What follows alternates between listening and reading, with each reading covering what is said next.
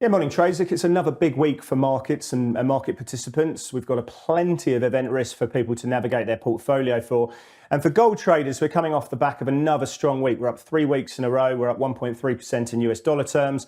Actually, it's Palladium which had the best gain in the percentage terms, up 2.1%. And as you see from the daily chart, it seems to be putting in a bit of a base. Now, whether we can push higher and have a bit of a breakout is something we'll be watching, but I'll wait for a bit of momentum to come in there before, start trading that one a little bit more from the long side.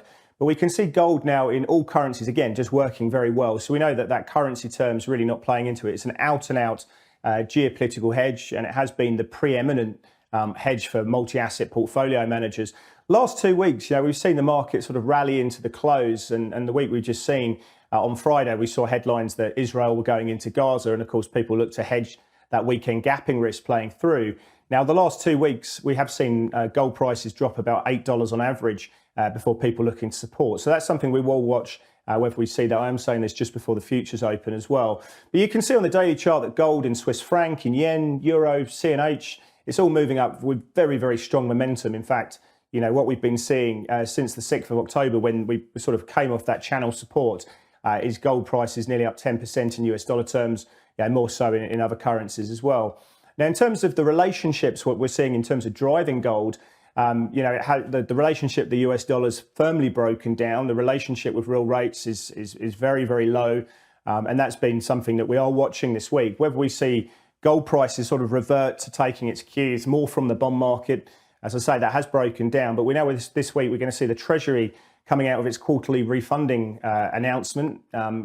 Depending on the level of supply coming through those auctions, those coupon sizes coming through in auctions, that could have big implications for the bond market. Now, if we were to see some volatility up or down in the price, will the gold price take notice from that?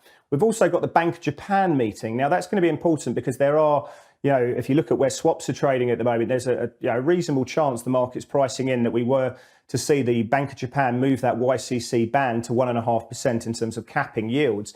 If that was going to be the case, which is a non-consensus call in economists' eyes, then we could see JGB sell off quite sharply, and that could have ramifications in US Treasuries and global bond markets. Whether, again, the gold market and the US dollar take notice of that is something we'll be watching very closely. But we do have our eyes firmly on those geopolitical headlines. And if you look at the relationship that we're seeing, gold still has statistically the strongest relationship with the VIX index and equity volatility, as well as Brent prices. And of course, people are concerned that if this does spill over and becomes more of a sort of regional issue, we could see supply constraints and disruptions playing through in the oil market and also in European natural gas prices. That relationship with Brent prices has come under a bit, has fallen a little bit, but that's something we are watching very, very closely going forward.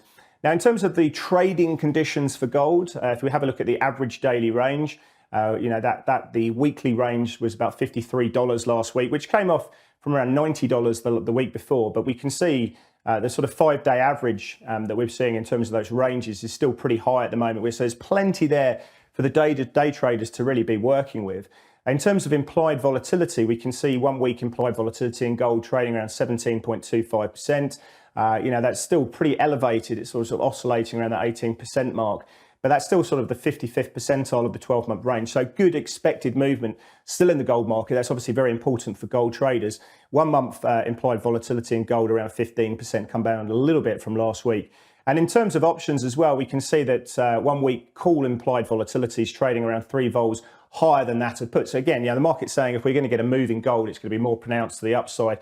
And that tells you something about sentiment playing through. Now, in terms of positioning, if you look at the commitment to trades report and managed money specifically, that did increase futures position as of last Tuesday, did increase 40,000 contracts on the week. That's still about 55,000 or so. So positioning in futures, they're pretty low. It's still not concerning or kind of any extremes at the moment. We can see GLD inflows into the gold ETF not particularly prevalent.